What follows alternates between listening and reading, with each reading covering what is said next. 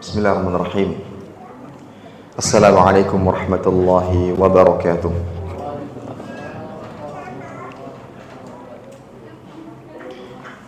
Innal hamdalillah nahmaduhu wa nasta'inuhu wa nastaghfiruhu wa nastahdihi wa natubu ilayh. Wa na'udzu billahi min shururi anfusina wa sayyiati a'malina. May yahdihillahu fala mudilla lahu wa may yudlilhu fala hadiya lahu. Asyhadu an la ilaha illallah wahdahu la syarika lah wa asyhadu anna Muhammadan 'abduhu wa rasuluhu la nabiyya wa la rasula ba'dah. Qala Allah 'azza wa jalla ya ayyuhalladzina amanu taqullaha haqqa tuqatih wa la tamutunna illa wa antum muslimun. Ya ayyuhan nasu taqu rabbakumul ladzi khalaqakum min nafsin wahidah wa khalaqa minha zawjaha wa batha minhuma rijalan katsiran wa nisaa'a. واتقوا الله الذي تساءلون به والأرحام إن الله كان عليكم رقيبا يا أيها الذين آمنوا اتقوا الله وقولوا قولا سديدا يصلح لكم أعمالكم ويغفر لكم ذنوبكم ومن يطع الله ورسوله فقد فاز فوزا عظيما أما بعد فإن أصدق الحديث كتاب الله وأحسن الهدي هدي محمد صلى الله عليه وسلم وشر الأمور محدثاتها فإن كل محدثات في الدين بدعة وكل بدعة ضلالة وكل ضلالة في النار عياذا بالله من النار. Para hadirin dan hadirat sekalian, Bapak Ibu saudara-saudari kaum muslimin dan muslimat rahimani wa rahimakumullah taala. Alhamdulillah, senantiasa kita panjatkan rasa syukur kita kepada Allah Azza wa Jalla atas segala limpahan nikmat dan karunia yang Allah Jalla wa Ala berikan kepada kita, di mana salah satu kenikmatan tersebut yang sepatutnya dan senantiasa kita syukuri adalah nikmat hidayah, nikmat petunjuk dari Allah dan kemudahan untuk terus menjalankan ketaatan-ketaatan kepadanya. Di antaranya dengan menimba ilmu agama yang dikatakan sebagai salah satu jalan mudah untuk menuju surga Allah Azza wa Jalla. Sebagaimana sabda Nabi sallallahu alaihi wasallam, man salaka tariqan yaltamisu fihi ilman sahhalallahu lahu bihi tariqan ilal jannah. Barang siapa yang menempuh sebuah jalan dalam rangka iltimas, mencari, meneliti untuk belajar ilmu agama, maka dengan sebab itu Allah Azza wa Jalla akan mudahkan jalan baginya menuju surga Allah Azza wa Jalla. Ini merupakan hadis yang harus senantiasa kita ingat, terutama di saat motivasi belajar, motivasi menimba ilmu agama sudah mulai menurun, sudah tersibukkan dengan dunia, sudah tersibukkan dengan aktivitas-aktivitas dunia. Maka kita ingat akan hadis ini, bahwa kita hidup, tujuan utamanya adalah kita selamat dari neraka dan masuk dalam surga Allah Azza wa Jalla. Maka di antara cara atau jalan yang memudahkan kita untuk menuju apa yang kita cita-citakan adalah belajar, menimba ilmu agama. Kita sediakan waktu khusus, kita sediakan tempat khusus untuk bisa belajar dan menimba ilmu agama, yang insya Allah ta'ala apabila kita istiqamah hingga meninggal dunia dengan keikhlasan, tentunya hal ini akan menjadi penyebab Allah memudahkan kita menuju surganya. Allahumma amin. Dan alhamdulillah, bagaimana informasi yang sebelumnya belum dapatkan, kita sudah punya musola sendiri, musola Alhamdulillah. Ini merupakan sebuah kenikmatan yang sangat besar. Namun setelahnya kita memiliki PR yang besar. Sebagaimana sebelumnya kita punya PR bagaimana kita bisa membangun sebuah tempat ibadah dengan cita-cita dan harapan yang tinggi agar kita lebih bisa mendekatkan diri kepada Allah, maka yang lebih berat adalah setelahnya. Yang lebih berat adalah setelahnya. Hijrah, berubah, membuat itu sangat mudah. Semua masing-masing di segala tempat punya semangat dan motivasi. Ayo kita bangun masjid, ayo kita bangun musola.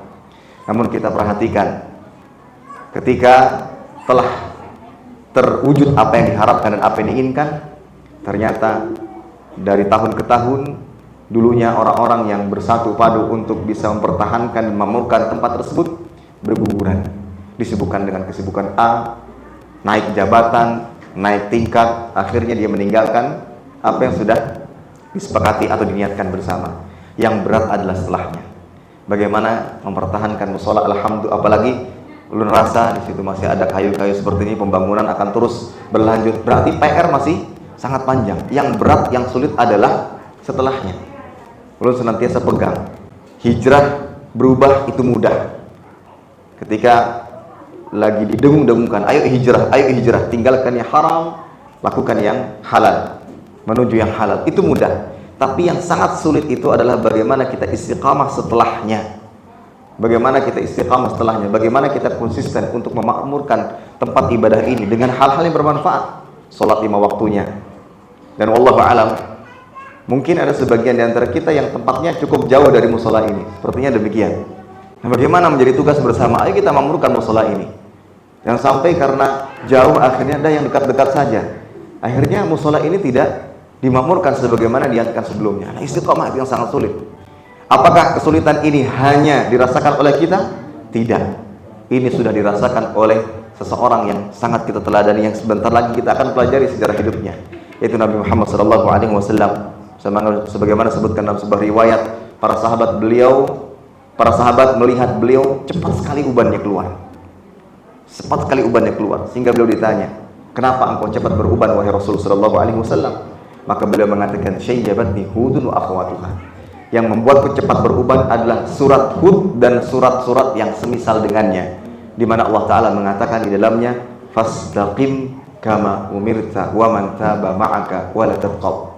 Istiqamalah engkau dan juga orang-orang yang bersamamu, yaitu orang-orang beriman, di mana kita diperintahkan oleh Allah Azza wa Jalla, dan begitu pula Nabi Muhammad SAW sebelum kita diperintahkan oleh Allah Azza wa Jalla untuk istiqamah, memikirkan bagaimana bisa istiqamah sampai ajal tiba. Ini yang membuat Nabi Muhammad SAW cepat berubah, karena istiqamah tidak mudah, berat sekali, berat sekali untuk bisa istiqamah terus berada di jalan Allah Azza wa Jalla. Andai kata ada di antara kita yang hartanya tidak habis 7 turunan, meskipun dia tidak bekerja, yang sebenarnya cukup baginya untuk fokus ibadah saja, 5 waktu ke masjid, kajian hadir, perbanyak sedekah, itu pun tidak akan menghabiskan uangnya. Ada yang bisa memastikan dia akan bertahan seperti itu terus sampai dia meninggal dunia? Pasti futur muncul, bosan muncul, tergoda dengan A, dengan B, dengan C, atau masih ada keinginan dalam hatinya untuk bisa memperbanyak harta yang lebih banyak lagi dari apa yang sebelumnya dia miliki. Nah, itu menandakan bahwa luar biasa, istiqamah itu sangat berat. Sehingga ini Masya Allah, ini patut kita syukuri. Dan salah satu bentuk rasa syukur kita bagaimana kita menjaga musola ini, musola alhamdulillah, dengan kegiatan-kegiatan yang beribadah kepada Allah Azza wa Jalla, dengan ibadah salat atau aktivitas yang lainnya. Salah satunya adalah yang insya Allah Ta'ala akan menjadi sebab kita mudah masuk surga Allah Azza wa Jalla adalah dengan menimba ilmu agama. Terlebih lagi sebagaimana yang ulun dapatkan informasinya, sudah ada kajian rutin setiap pekan, Selasa, Rabu, dan Sabtu, Ahad, ya Sabtu malam Ahad. Masya Allah, berarti sepekan 3 kali. Masya Allah, salah satu kegiatan yang sangat bermanfaat. Yang sulit adalah setelahnya, bagaimana kita istiqamah. Apalagi sebelumnya diinformasikan ustadz-ustadz sudah memegang kitab-kitab yang insya Allah akan dikaji bersama. Ada Matan Abi Syuja dengan Ustadz Baginda Hafizahullah, ada Nawaqidul Islam dengan Ustadz Muhammad Husaini, ada Ustadz Burhan dengan kitab Arba'in Nawawi, ada Ustadz Fakhri dengan Hukum Waris, ada Ustadz Makhraji dan Akhlaknya Para Salaf. Masya Allah, paket lengkap.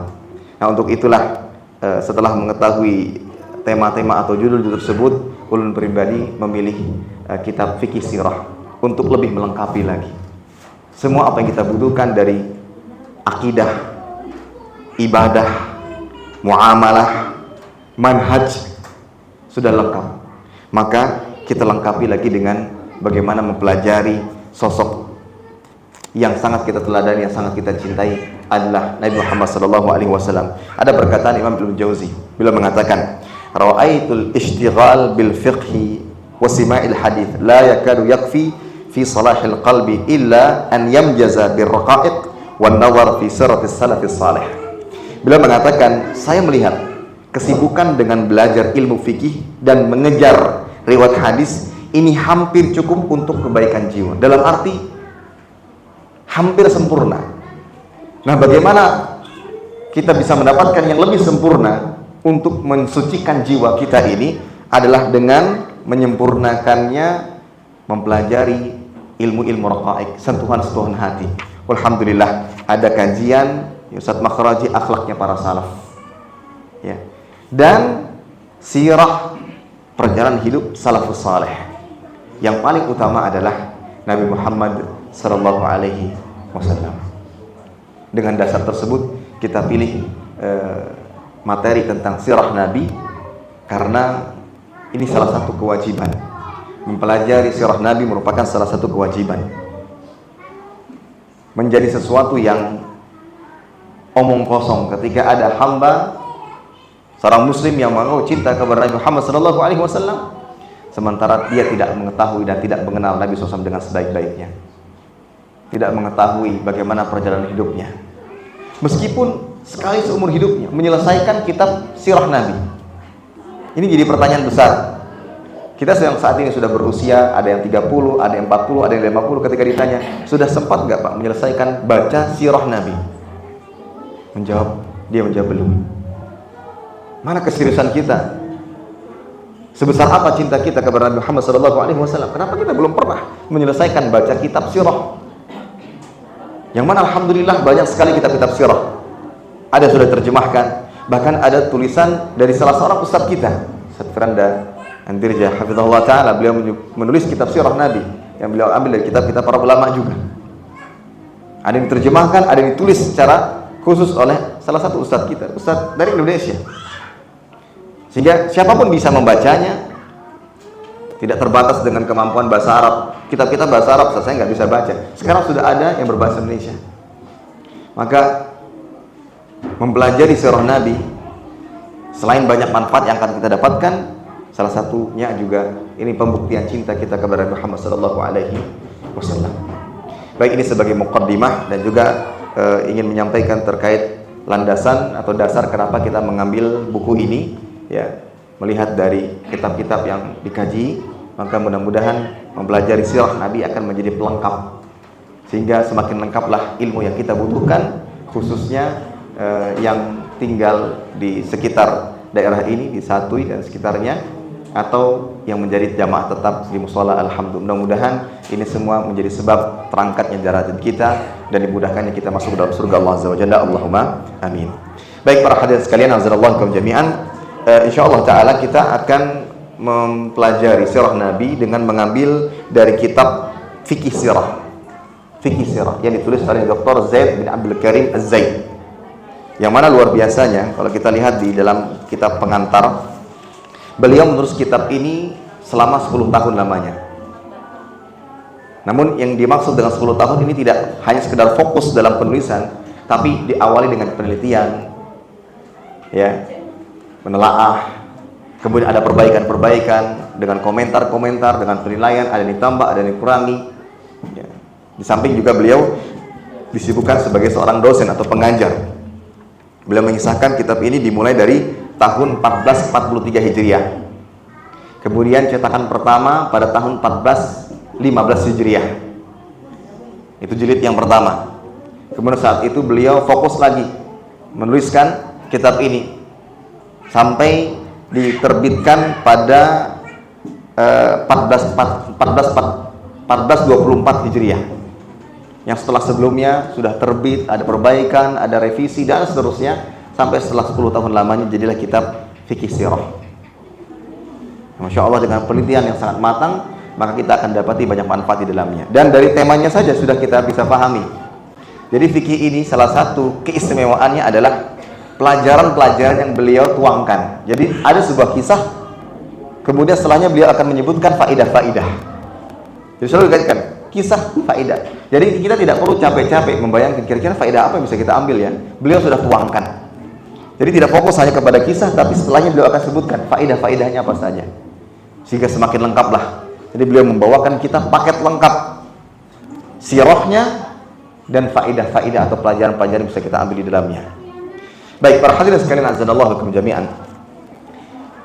memiliki sosok figur dalam hidup itu hal yang sangat penting. Kenapa?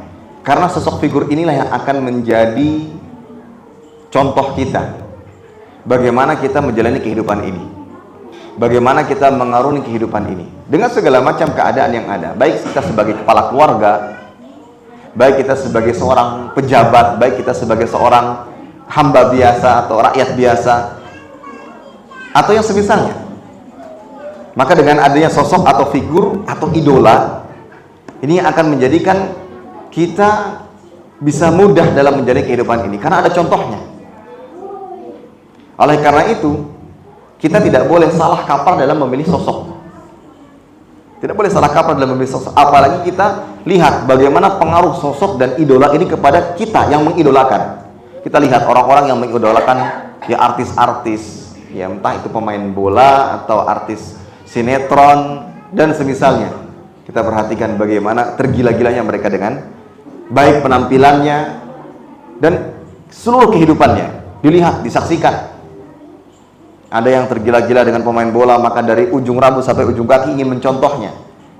Bagaimana gaya rambutnya, bagaimana cara berjalannya dan seterusnya. Ada yang tergila-gila dengan artis sinetron baik Indonesia atau luar seperti Korea dan semisalnya. Akhirnya mereka berusaha untuk mencontohnya, menjadikan dia idola. Ya. Ketika mereka datang, mereka berlomba-lomba untuk bisa mendatanginya dan segala macam. Karena ini merupakan bagian dari hidup, bahwa idola dan sosok itu memberikan pengaruh besar kepada hidup manusia. Nah, oleh karena itu kita tidak boleh salah kaprah dalam memilih siapa yang kita idolakan. Tentu yang kita maksudkan di sini adalah Nabi Muhammad SAW yang harus menjadi sosok teladan kita, seseorang yang kita idolakan dan seseorang yang kita cintai dan kita kasihi. Ya. Itu Nabi Muhammad SAW. Di mana Allah Taala mengatakan dalam surah Al-Ahzab ayat 21, laqad kana lakum fi Rasulillah uswatun hasanah. Telah ada pada diri Rasul SAW teladan yang baik. Ini pernyataan dan ini merupakan tazkiyah, pensucian, rekomendasi dari siapa? Dari Allah Azza wa Jalla. Maka tidak ada keraguan bagi diri kita bahwa dalam diri Nabi Muhammad SAW ada teladan yang baik yang harus kita contoh, yang harus kita ikuti. Maka menjadi sebuah PR bagi kita bagaimana kita lebih mencintai Nabi Muhammad SAW, dan salah satu di antaranya adalah dengan mempelajari hidupnya. Ya. Karena ini akan menjadi penyempurna hidup kita. Di samping kita mempelajari hal-hal yang lain, maka salah satu yang kita pelajari adalah perjalanan hidup Nabi Muhammad SAW. Apalagi di dalamnya terdapat banyak pelajaran, peringatan, hikmah, norma-norma asasi. Ketika beliau menjadi seorang nabi, ketika beliau menjadi seorang pemimpin, ketika beliau menjadi seorang ayah, menjadi seorang suami, ya, menjadi seorang sahabat, lengkap. Aspek-aspek kehidupan ada pada diri beliau. Bahkan dikatakan oleh Aisyah radhiyallahu anha, ummul mukminin, istri beliau, kana khuluqul Quran.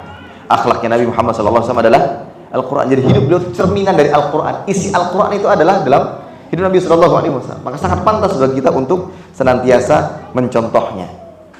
Jadi kehidupan Nabi itu aplikasi nyata dari Al-Quran. Kan tujuan kita belajar ilmu dari Al-Quran ataupun Sunnah itu adalah mengaplikasikannya dalam hidup. Kalau kita ingin melihat aplikasi Al-Quran yang bisa dilihat oleh mata, yang bisa kita saksikan dalam perjalanan hidupnya, kita baca sejarah Nabi SAW. Maka itulah aplikasi dari Al-Quran. Pelajaran, hikmah dan segala macam yang kita dapatkan dalam Al-Quran itu diaplikasikan dalam hidup Nabi SAW. Kita pelajari itu. Kita baca bagaimana sejarah hidupnya. Ya. Nah, oleh karena itu para hadirin sekalian azanallahu alaikum jami'an, kita lihat bagaimana pesan-pesan para sahabat-sahabat. Di antaranya ada pesan Abu Bakar As-Siddiq radhiyallahu anhu dan juga Umar bin Khattab radhiyallahu anhu. Di saat beliau berkhutbah, beliau mengatakan innallah nahaja sabilahu wa kafana bi rasulih falam yabqa illa du'a wal iqtida. Ketika Nabi SAW diutus, apalagi beliau diutus menjadi nabi terakhir untuk dua bangsa, bangsa jin dan manusia, menjadi penutupnya para nabi, maka ini merupakan kenikmatan yang sangat besar yang harus disyukuri. Maka berkatalah Abu Bakar dan berkata Umar bin Khattab radhiyallahu anhu dalam khutbahnya, Sesungguhnya Allah telah menetapkan sebuah jalan kebenaran. Allah telah menyempurnakan agama Islam ini dan telah menetapkan ini jalan yang benar, ini jalan yang lurus. Dan Rasul Shallallahu Alaihi Wasallam telah memberikan contoh yang cukup. Rasul Shallallahu Alaihi Wasallam telah memberikan contoh yang cukup.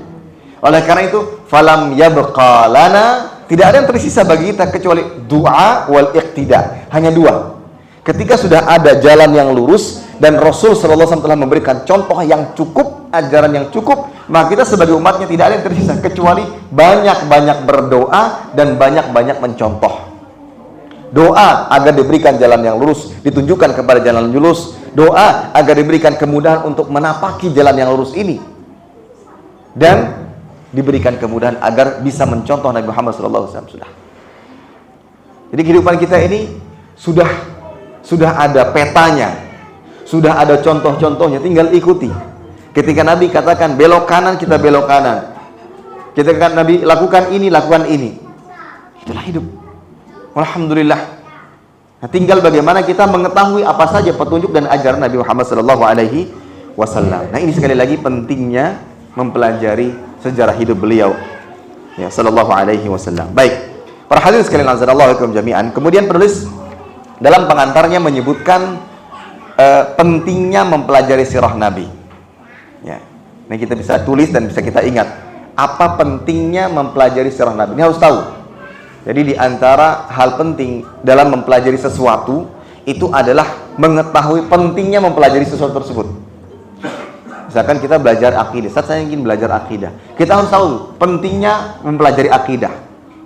Karena kalau kita tidak mengetahui pentingnya akidah, contoh ada kita mempelajari tentang Matan Abi Syuja, kan berkaitan dengan masalah fikih ya.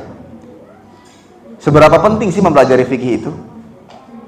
Mungkin ada sebagian yang beranggapan kan tinggal contoh saja apa yang dilakukan oleh orang tua kita, ya kita ikuti. Kalau disuruh seperti ini, kita lakukan seperti ini. Kalau dilakukan seperti itu, ya kita lakukan seperti itu. Ada sebagian mungkin berpendapat demikian. Maka kita harus tahu apa sih pentingnya mempelajari fikih, mempelajari akidah dan semisalnya. Nah, sekarang kita harus tahu apa pentingnya mempelajari sirah Nabi Sallallahu Alaihi Wasallam, perjalanan hidup beliau. Maka poin-poin penting yang harus kita ketahui bahwa sejarah perjalanan Nabi adalah bagian dari agama. Kenapa belajar sirah? Karena sirah Nabi bagian dari agama. Misalkan kenapa pian belajari sirah Nabi? Ya saya mempelajari bagian dari agama. Sirah Nabi merupakan bagian dari agama. Itu jawaban pertama. Kenapa kita mempelajari sirah?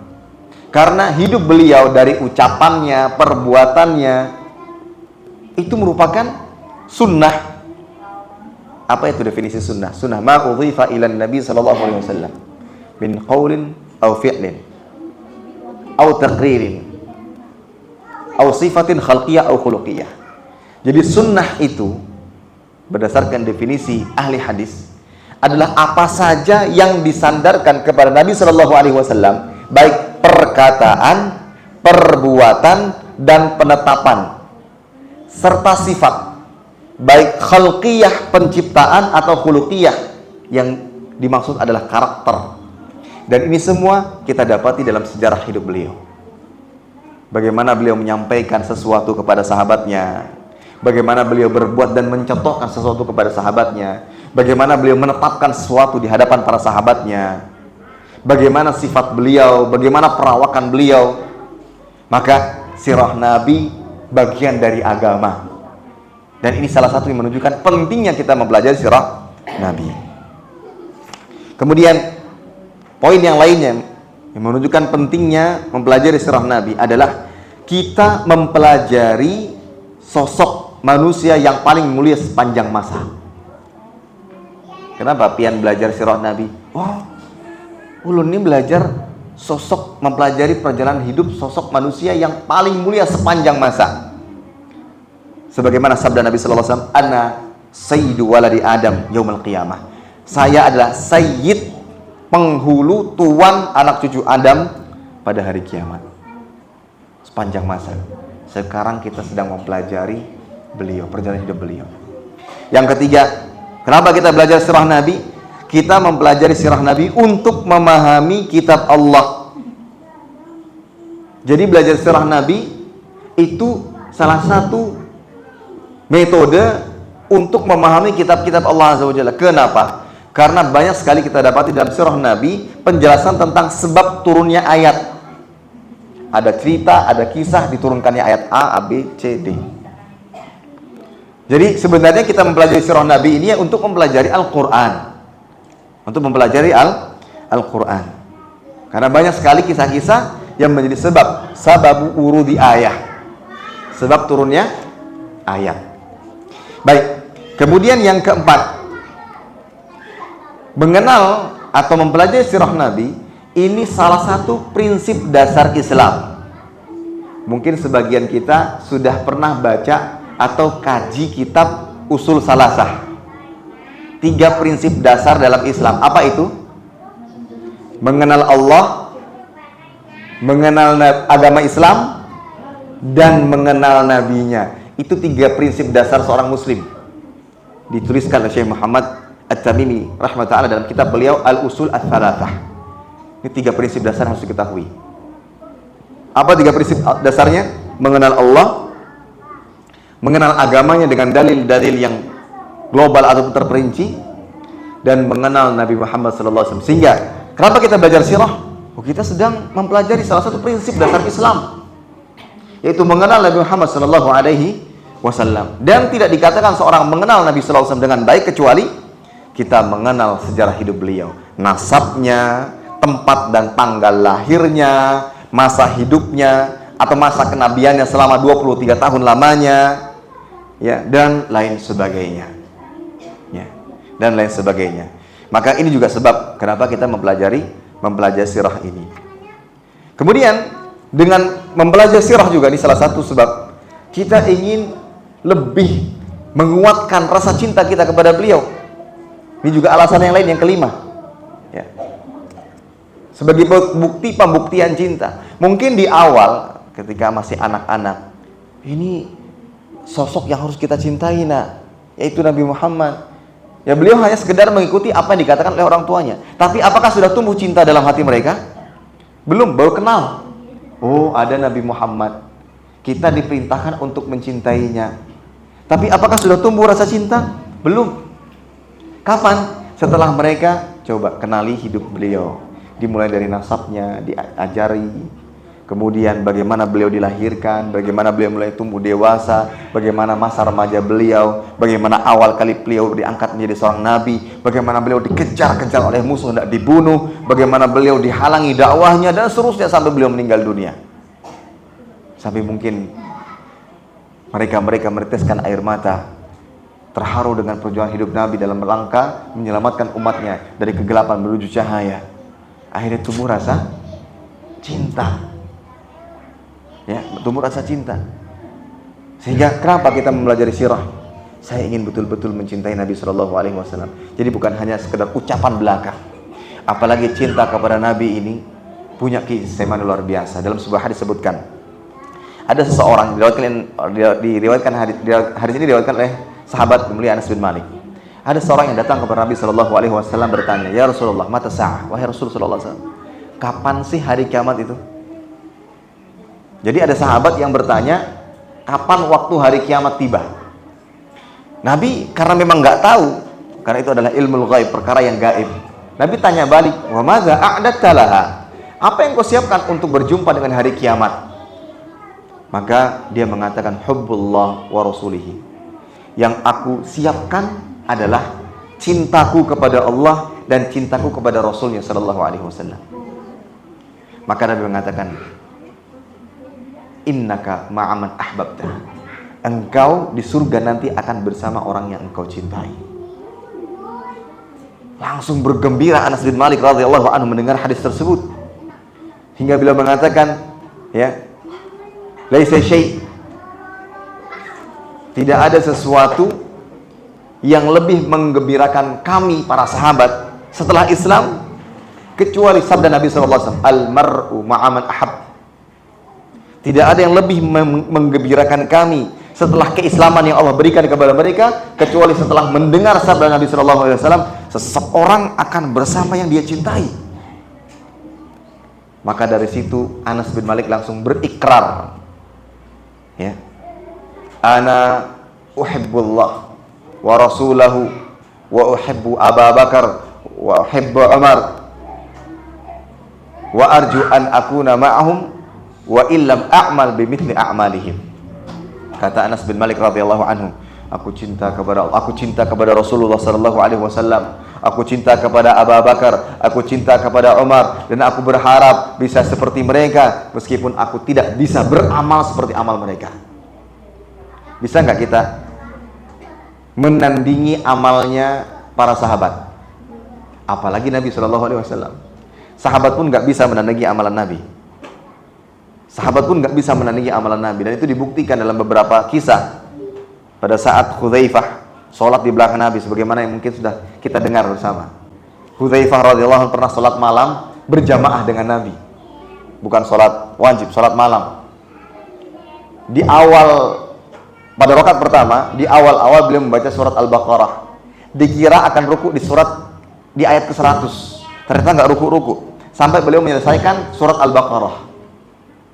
Dikira beliau akan ruku di akhir surat Al-Baqarah, ternyata nggak ruku-ruku. Beliau lanjut lagi dengan surat Ali Imran, dan seperti itu urutannya. An-Nisa, habis Al-Baqarah beliau lanjutkan langsung An-Nisa, setelah An-Nisa baru Ali Imran. Dan dalam riwayat disebutkan seperti itu. Dan ini menunjukkan bahwa tidak mengapa membaca tidak berurut-urut. Begitu panjangnya, 3 surat. Ya, salah satunya surat terpanjang dibaca dalam 1 rakaat. Bahkan dalam kisah yang lain, Abdullah bin Mas'ud sampai beliau mengatakan, laqad hamamtu bi amri su. Aku sampai-sampai berniat melakukan hal yang buruk. Dan yang dimaksud di sini adalah beliau niat untuk memutus sholat karena nggak sanggup. Tapi dengan modal cinta kita kepada Nabi, kita bisa masuk surga bersama beliau. Dengan menunjukkan rasa cinta kita. Maka itulah yang menjadi motivasi utama kenapa kita belajar sirah ini. Saya ingin betul-betul cinta kepada Nabi Shallallahu Alaihi Wasallam agar bisa bersamanya di surga. Tapi di antara sebab yang lainnya, yang keberapa? Keenam ya. Yang keenam adalah sirah ini ilmu yang cakupannya sangat luas.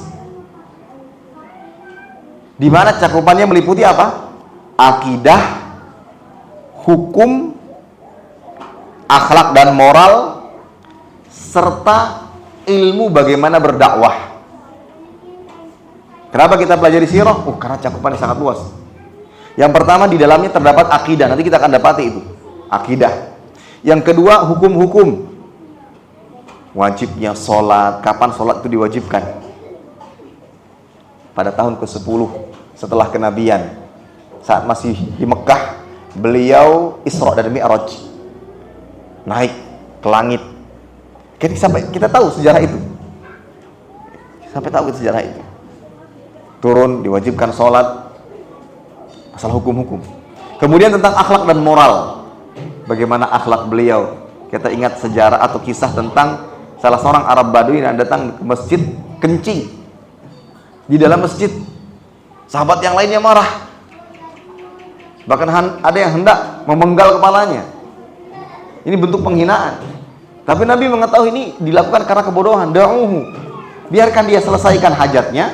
Sudah itu ambil segayung air mungkin, siram kepada bekas kencingnya. Setelah itu Nabi panggil ia untuk dinasehati. Akhlak. Dan juga ilmu bagaimana beliau berdakwah, bagaimana lembutnya beliau berdakwah. Cakupannya sangat luas. Nah, 6 sebab inilah kenapa kita mempelajari sirah. Ya. Jadi kalau kita ulangi lagi, kenapa kita pelajari sirah? Yang pertama, sirah Nabi bagian dari agama. Kemudian yang kedua, kita mempelajari sosok manusia paling mulia sepanjang masa. Yang ketiga, mempelajari sirah ini sama halnya dengan mempelajari Al-Quran. Dalam rangka untuk mempelajari Al-Quran, karena banyak sekali cerita-cerita tentang sebab turunnya ayat. Kemudian yang keempat, di dalam mempelajari sirah Nabi merupakan mempelajari prinsip dasar Islam yang ketiga, ya. Kemudian yang kelima, untuk pembuktian cinta atau untuk lebih mencintai Nabi Shallallahu Alaihi Wasallam. Dan yang keenam adalah, ya, karena cakupan sirah ini sangat luas, yang meliputi ada akidah, hukum, akhlak dan moral, serta ilmu bagaimana kita berdakwah di jalan Allah Azza wa Jalla. Baik. Kemudian kita lanjutkan, para hadirin sekalian azanallahu lakum jami'an. Penulis mengawali kisah ini dengan menyebutkan beberapa hal. Yang pertama, tentang kenapa sih dipilih Jazirah Arab menjadi tempat munculnya Nabi Shallallahu Alaihi Wasallam. Kenapa nggak ada di Kalimantan Selatan atau 100 di satu misalkan? Kenapa? Kenapa harus di Jazirah Arab? Itu dibahas oleh para ulama. Ada beberapa hal. Yang pertama, Jazirah Arab ini jazirah yang gersang, penuh bebatuan, sehingga tidak ada kekuatan yang mampu menaklukkannya dari kalangan-kalangan yang tidak menyukai agama Islam. Baik dari kekuatan adidaya seperti Persia, Romawi yang sangat dikenal sangat-sangat kuat. Ya. Nanti ada perang Mu'tah. Perang Mu'tah itu peperangan antara kaum muslimin dengan orang-orang Romawi, di mana kaum muslimin hanya 3.000, sementara Rom dan bantuan-bantuannya 200.000. 1 banding 60 sekian, hampir 70. Siapa yang menang? Kaum muslimin. Di tangan Saif bin Suyufillah, pedang di antara pedang-pedang Allah. Siapa? Khalid bin Walid. Setelah beberapa sahabat yang lainnya meninggal dunia, yang pertama ada 3 pemimpin yang ditunjuk oleh Nabi secara langsung: Zaid bin Harithah, Ja'far bin Abi Thalib, dan Abdullah bin Rawahah.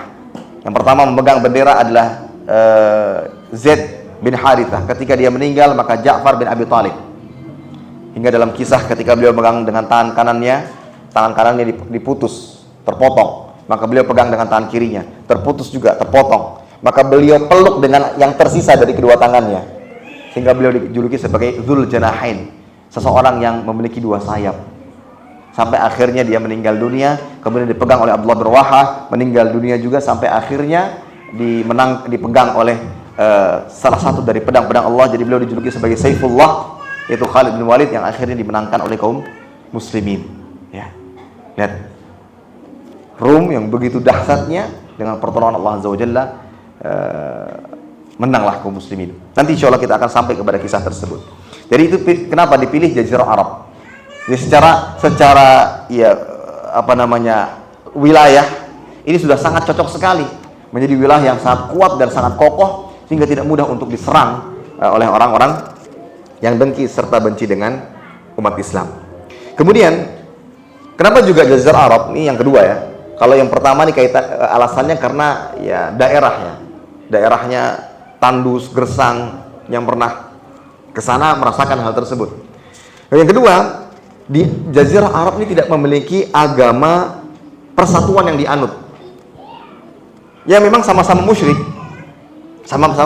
tapi berbeda-beda caranya, sehingga tidak memiliki fanatik yang kuat gitu.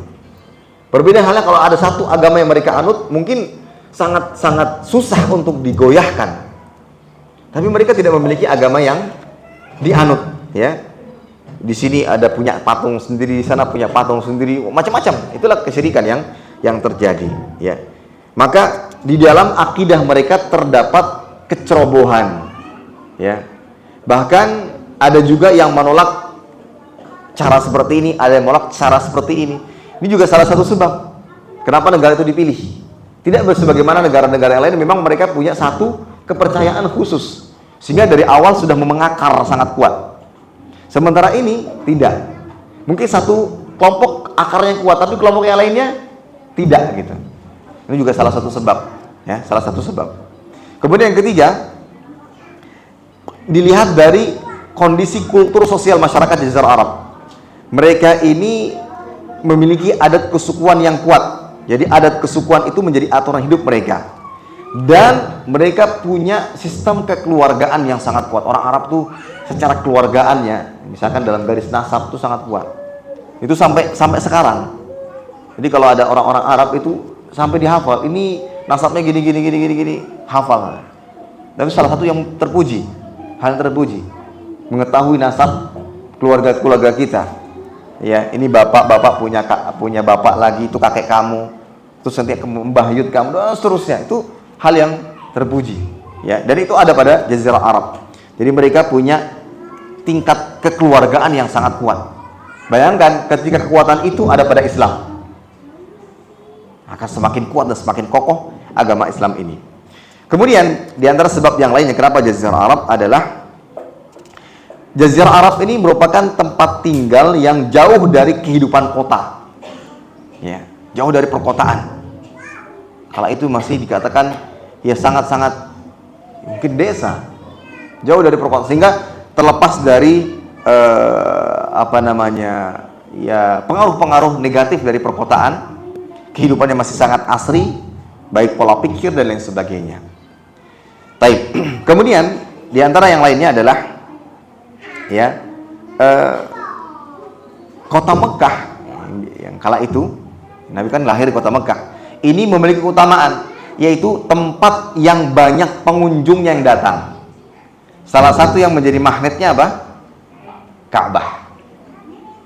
Sehingga kita dapati Nabi belum hijrah kota Madinah, tapi sudah banyak kaum muslimin di kota Madinah. Salah satu sebabnya adalah karena mereka datang kota Mekah. Ketika para jamaah haji datang, ya, karena kan ibadah haji itu menjadi sudah ibadah yang tersebar kemana-mana. Meskipun di sekitar Ka'bah itu masih ada berhala-berhala, tapi pelaksanaan ibadah haji sudah bagian daripada hidup umat manusia. Datang, nah disitulah Nabi berdakwah. Sehingga yang datang dari Yathrib, namanya dulu adalah Yathrib sebelum Madinah, di situ mereka masuk Islam, balik ke kampungnya mereka berdakwah, kita punya Nabi kita dan seterusnya. Sehingga ketika beliau hijrah dari Mekah menuju Madinah, ya, di situ sudah disambut dengan begitu hangatnya. Sampai ditemukan riwayat, meskipun ada yang mengatakan riwayatnya lemah, yaitu nasyid yang tala'al badru alaina min thaniyatil wada' dan seterusnya.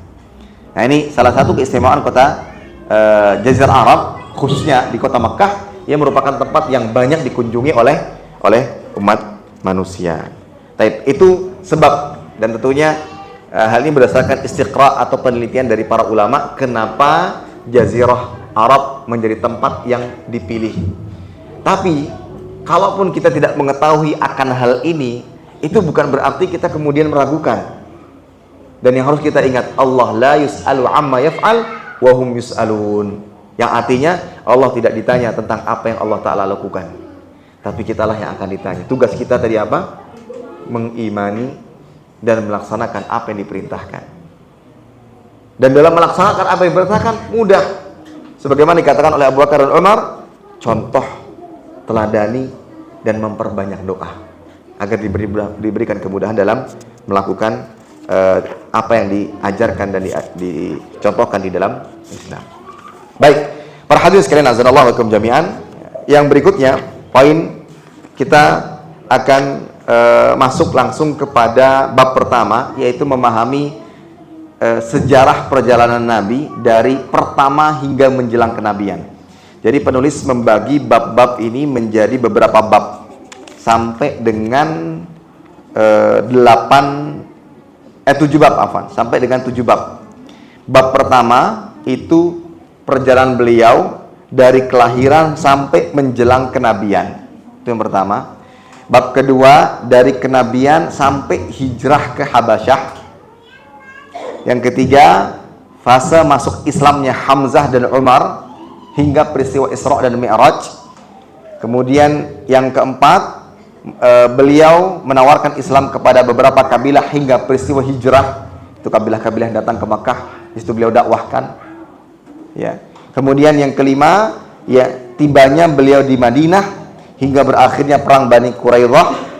Yang keenam, ya, perang Hudaybiyah hingga perang Mu'tah. Dan yang ketujuh, fase Fathu Makkah hingga wafatnya Rasulullah SAW. Jadi ada tujuh bab, sebagaimana pembagian yang kita bacakan. Tapi yang pertama, kita akan masuk kepada bab yang pertama. Dan bab yang pertama ini diawali dengan tentunya silsilah nasab Nabi Muhammad SAW. Yang perlu kita ketahui bahwa Nabi SAW memiliki nasab yang sangat-sangat mulia. Ya. Nasab beliau adalah nasab yang sangat-sangat mulia.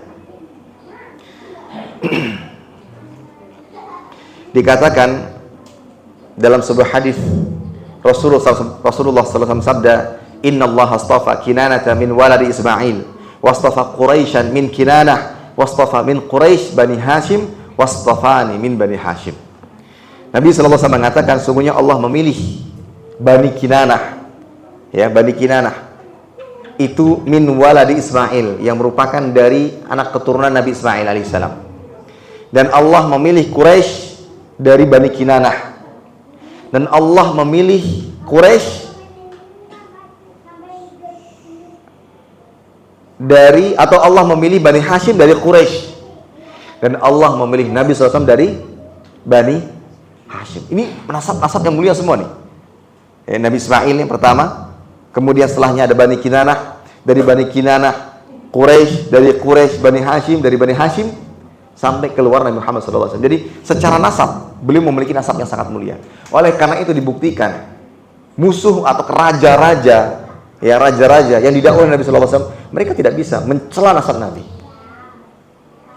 Ya, meskipun musuh-musuh Islam selalu berusaha untuk mencari cara bagaimana menjelek-jelekkan Nabi SAW, tapi mereka tidak bisa menjelekkan Nabi dari sisi nasab.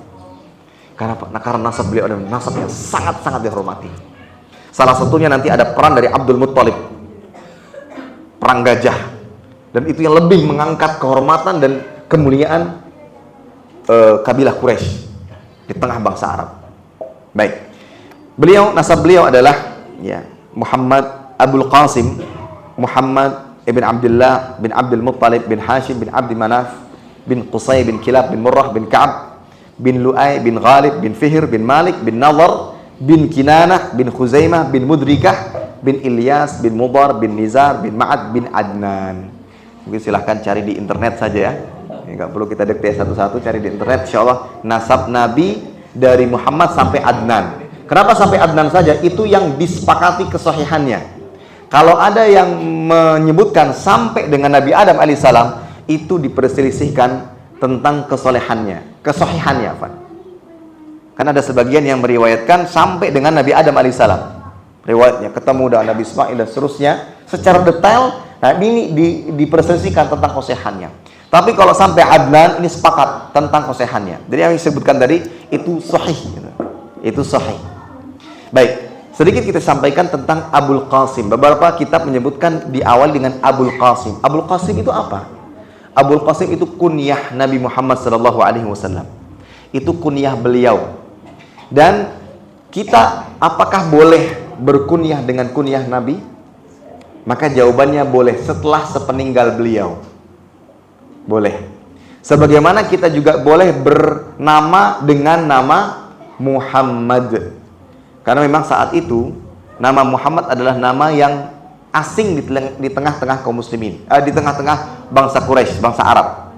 Muhammad, ya. Tapi diperbolehkan setelah beliau meninggal dunia untuk bernama dengan Muhammad dan berkunyah dengan Abul Qasim. Dalam sebuah hadis disebutkan, ada yang bertanya, "Ya Rasulullah, ara'aita in wulida li ba'daka waladun usammihi bismik wa ukannihi bi kunyatik?" Qala na'am. Wahai Rasulullah SAW, bagaimana pendapatmu jika dilahirkan anakku setelah sepeninggalmu dan aku beri nama ia dengan namamu dan aku kunyahi ia dan aku berkunyah dengan kunyahmu, boleh enggak? Beliau mengatakan na'am, boleh. Ya. Maka didapati dari para sahabat banyak yang memberi nama anak-anak mereka dengan Muhammad, ya. Jadi namanya Muhammad. Tapi kalau di Indonesia Muhammad bukan namanya. Tapi misalkan Muhammad Nur, nama pia siapa? Nur. Bukan Muhammad kan? Lain. Mungkin ada anggapan yaitu mengambil keberkahan. Padahal kalau mau mencontoh, ya Muhammad itulah namanya. Ya, ulun punya kawan namanya Muhammad. Muhammad siapa? Muhammad aja. Ya. Nah, kalau bikin paspor baru disandarkan dengan bapaknya. Muhammad, Umar, siapa lagi sama kakeknya, misalkan gitu. Namanya. Wallahu a'lam bishawab. Jadi boleh, ya, boleh berkunyah dengan Abul Qasim dan bernama dengan nama Muhammad, tapi setelah sepeninggal Nabi Muhammad SAW. Dan di sini ada cerita kenapa beliau dinamai dengan Muhammad. Dan yang memberi nama ini siapa? Kakeknya, Abdul Muttalib.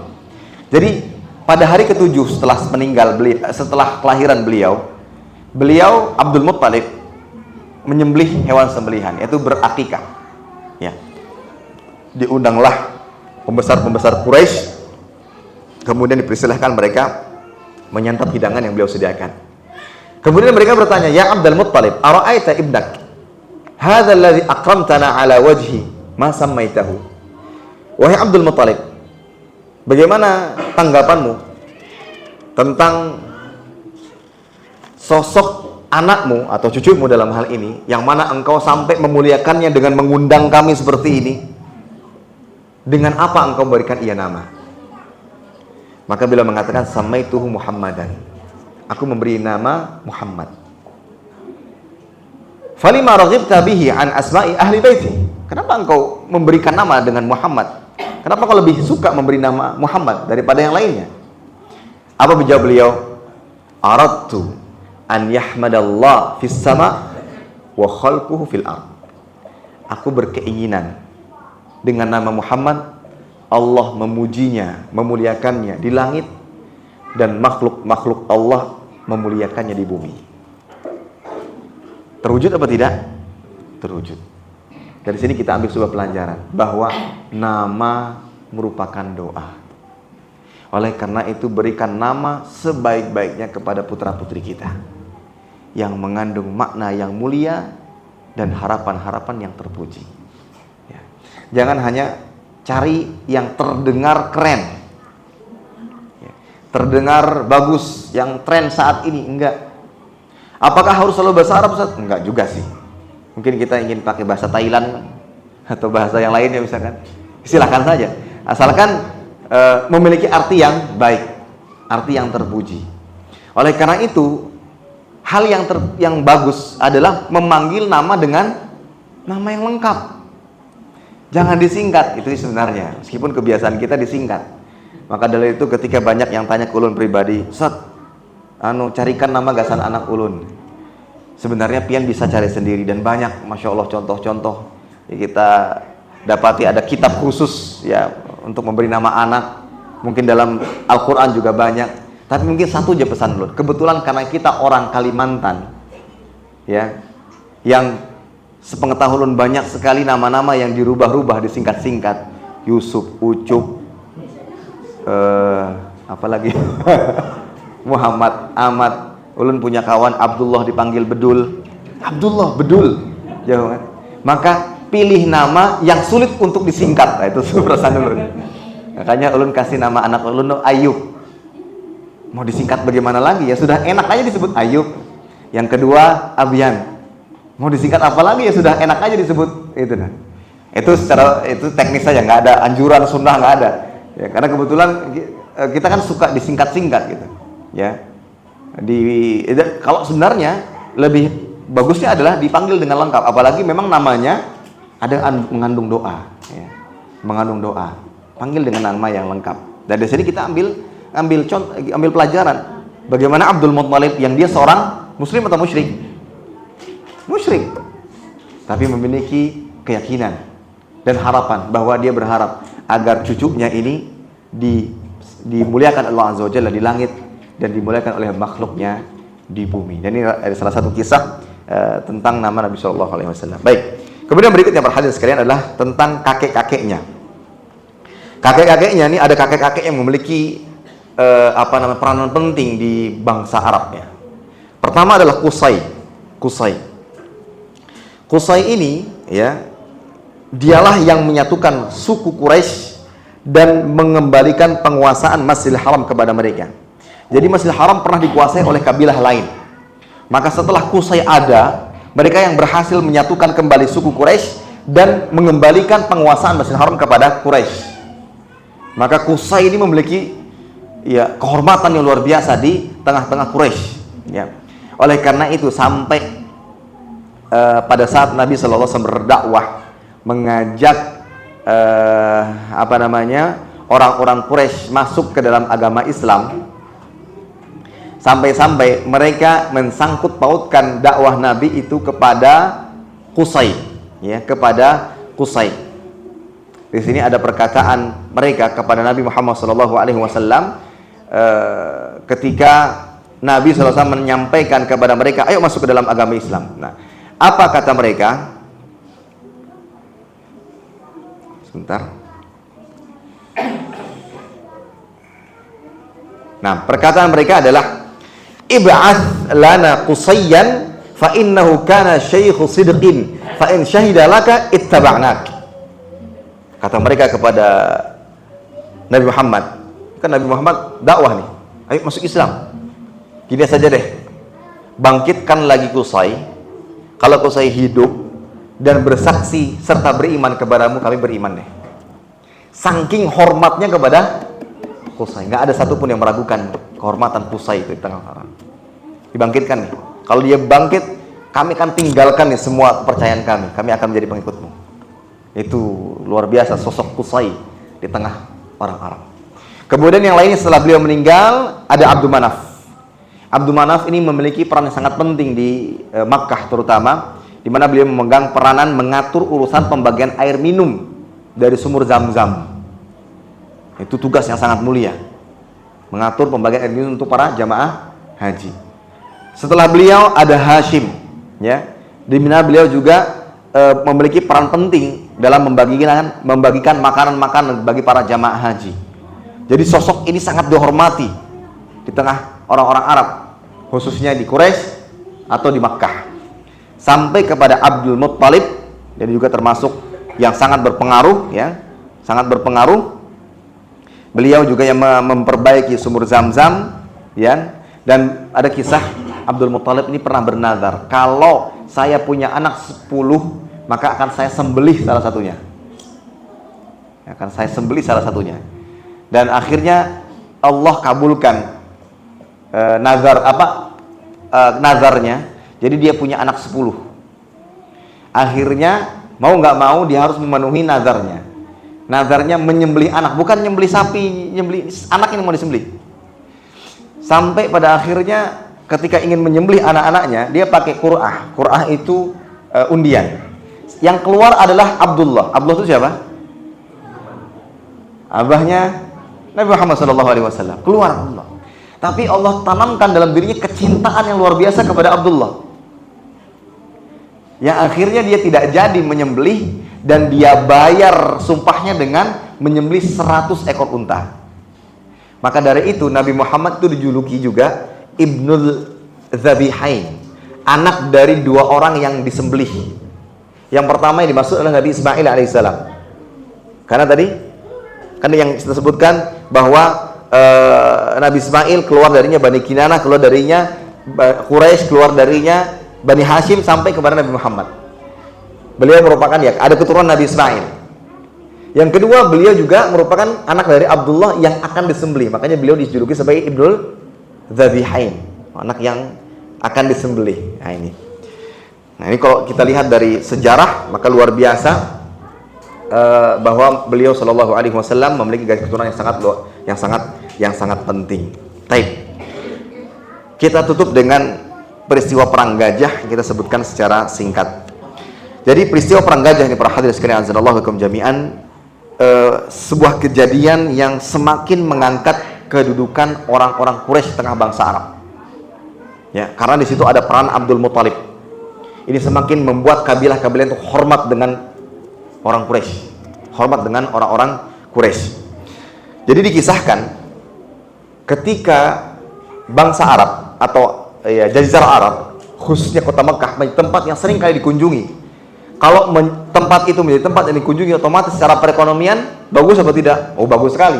Para pedagang sana. Nah, di sana ada Raja Yaman, ya, itu cemburu melihat prestasi yang dimiliki oleh Makkah atau Jazirah Arab kala itu. Selalu dikunjungi. Maka melalui wakil dari Raja Habasyah yang dinamai dengan Abrahah, yang berdudukan di Yaman saat itu, membangun sebuah gereja yang bernama Al-Qulais dengan bangunan yang sangat-sangat besar dan sangat-sangat megah. Tujuannya untuk menandingi Ka'bah, agar semua berpindah haluan, semuanya ayo ke sini aja. Dan itu memang dibuktikan, ada yang penasaran karena begitu megahnya, begitu indahnya. Mungkin dibandingkan dengan Ka'bah, kan yang mendorong mereka datang Ka'bah itu apa? keyakinan. Tapi kalau ke sini rasa penasaran, ingin melihat yang begitu indahnya. Nah, melihat hal tersebut ada dari Bani Kinanah. Ini juga kabilah yang mulia. Dari Bani Kinanah ini marah. Ada yang ingin mencoreng-coreng keyakinan dia. Oleh karena itu dia melakukan perjalanan yang sangat jauh dari Jazirah Arab menuju ke Yaman, ya. Dari Jazirah Arab menuju Yaman. Dan di sini kita dapati pelajaran sangat penting dan sangat berharga, bagaimana ada sosok laki-laki yang menempuh perjalanan begitu jauh untuk menolong akidahnya. Dan ini salah satu yang dimiliki oleh orang-orang Arab. Sangat kuat dengan keyakinan. Ketika ada yang ingin menyenggol, ingin berbuat macam-macam, muncul dia. Bayangkan, Islam muncul dari sana. Dan itulah kita lihat, dapati Islam sampai saat ini tersebar di mana-mana. Kalau yang lainnya mungkin ketika kena serang ini, aduh sudah gini, kita cukup aja dah. Bangsa Arab tidak demikian. Bayangkan perang Badar 300 lawan 1000. Kalau nggak punya mental baja, mundur. Tadi Mu'tah 3000 dengan 200.000. Kalau nggak punya mental baja, mundur semua. Itu pun mereka sempat diskusi, ini gimana nih? 3.000 lawan 200.000. Ayo kita surati Nabi SAW saja. Bagaimana nih? Sampai muncul Abdullah bin Rawaha. Ingat, kita perang bukan karena jumlah, kita perang karena ingin membela Allah, ingin membela agama Allah. Maju. Itu luar biasa.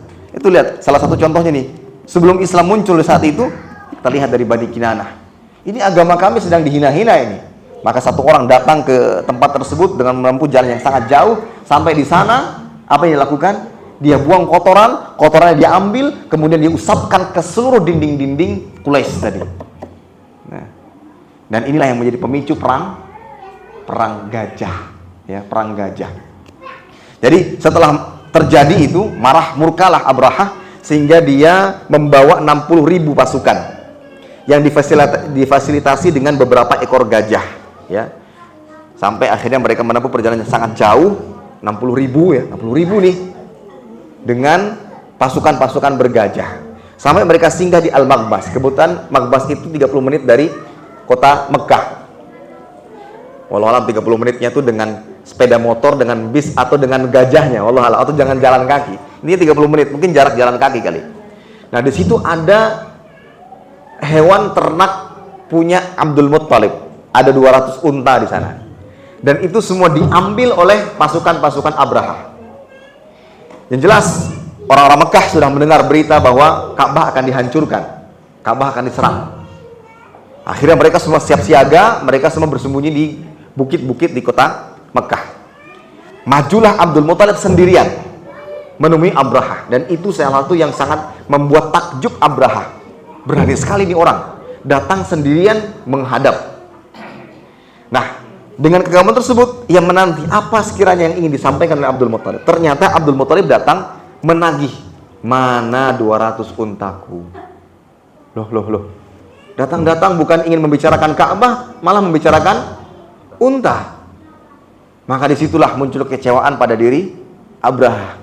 Saya kira engkau datang membicarakan tentang Ka'bah, negosiasi atau apa, minta ampun atau minta maaf, malah datang mau unta. Apa kata Abdul Muttalib? Dan ini perkataan yang menjadikan Quraisy, kabilah yang sangat terhormat. Beliau mengatakan, ana rabbul ibil wa inna lil baiti rabban sayamna'u.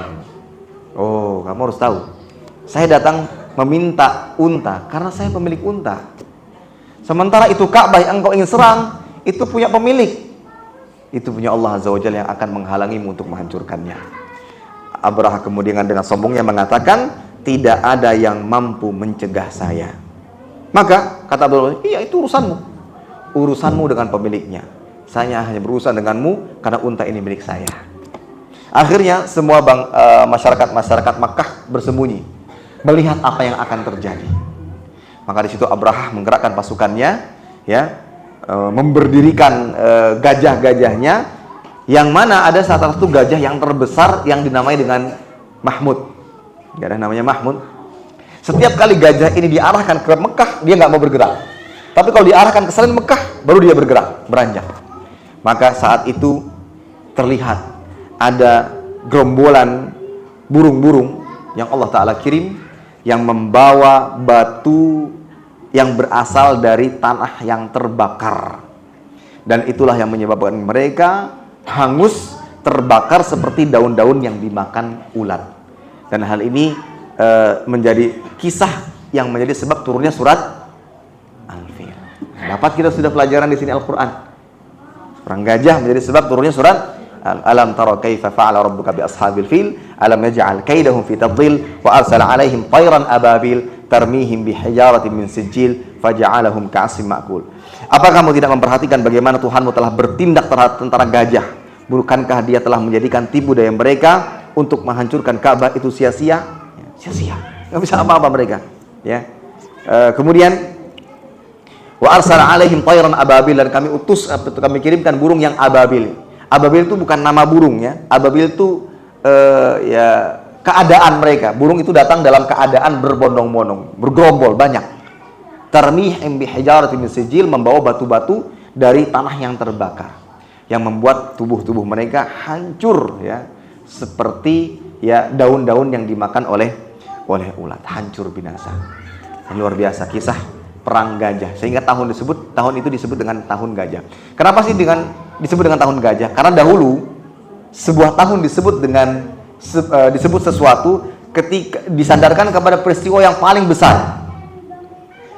Maka tahun itu karena ada peristiwa besar, yaitu perang gajah, maka disebut dengan tahun gajah. Ini bertepatan dengan kelahiran Nabi Muhammad SAW.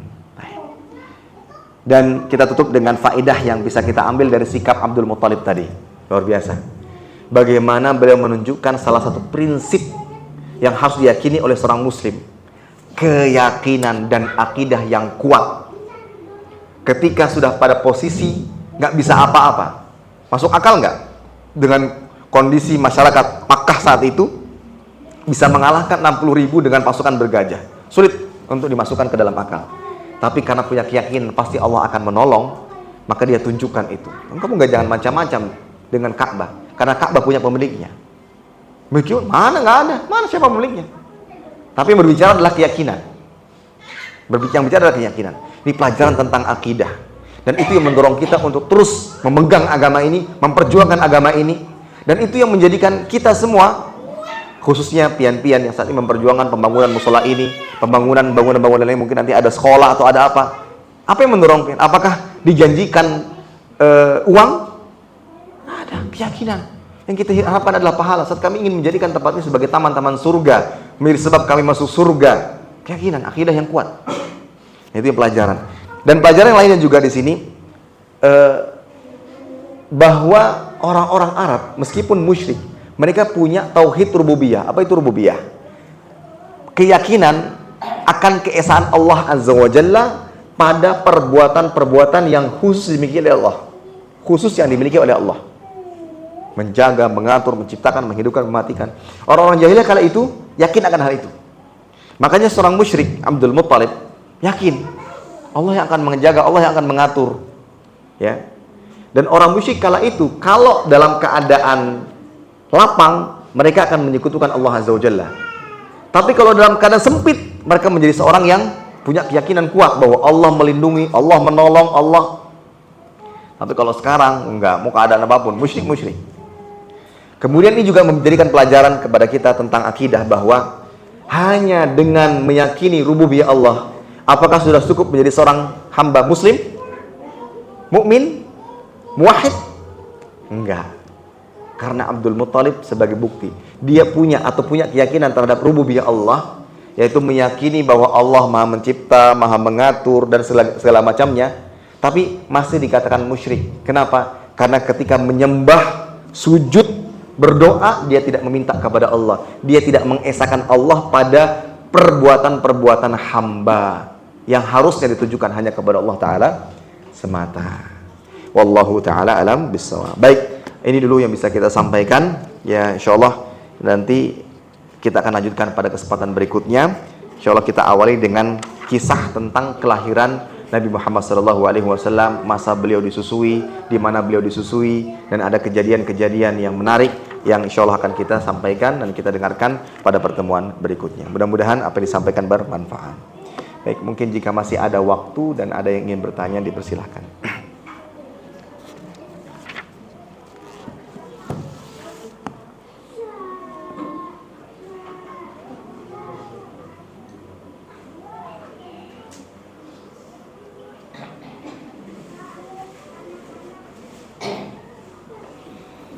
Baik, kita cukupkan. Mudah-mudahan apa yang disampaikan bermanfaat. Kurang dan lebihnya mohon maaf. Kita tutup dan doa kafaratul majelis. Subhanakallahumma bihamdika asyhadu an la ilaha illa anta astaghfiruka wa atubu ilaik. Assalamualaikum warahmatullahi wabarakatuh.